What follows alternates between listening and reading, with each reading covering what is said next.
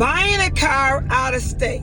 A lot of people buy cars out of state because they want to save money, or they figure they're getting a better deal in another state, on the other side of the world. Yeah, I'm getting a better deal, I'm gonna go to that state. Well, on this video, I am gonna tell you 7 things that you should know before you make that big decision. Number 1 is, get a vehicle history report. Now what is that? I'm glad you asked. It is a Carfax or auto check. In our terminology, in our world, what we use at Joe Longhammer Chevrolet, we use Carfax. So get a Carfax on that vehicle. Carfax is gonna state how many owners it was, what the mileage is on the vehicle, last reported, and did they keep up the maintenance on their vehicle.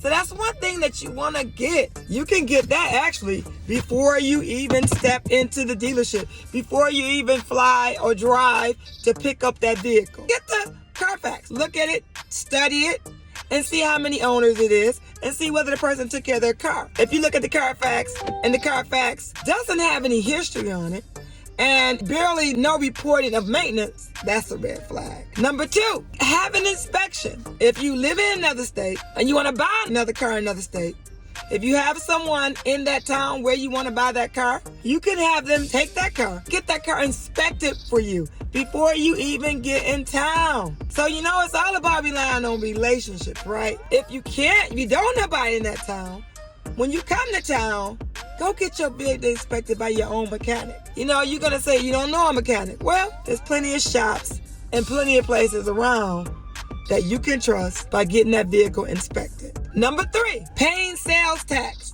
Yes, sales tax is important because remember this, the state that you buy your car in and you live in another state, you pay sales tax in the state you live in, not the state where you buy your car in. Because that is where you have to register your car. Number 4, obtaining required safety and emission test results. If your state requires an emission test, you're gonna have to take that car back to the state before you register the car, and you're gonna have to get the emissions done. The required safety, whatever they require, you need to know this. You need to know what you're facing when you bring that car back to the state you live in. That's very important. In Michigan, we don't have an emissions test, but I know in Texas, there is an emissions test. So you have to check out what applies to whatever state you live in. Number 5, register the car. You gotta think about registering the car before you go to another state and buy a car.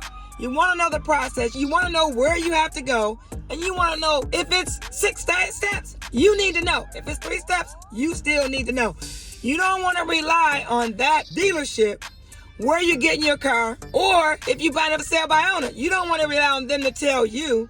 You want to do your homework before you even go to buy that car. Number 6, insuring the car.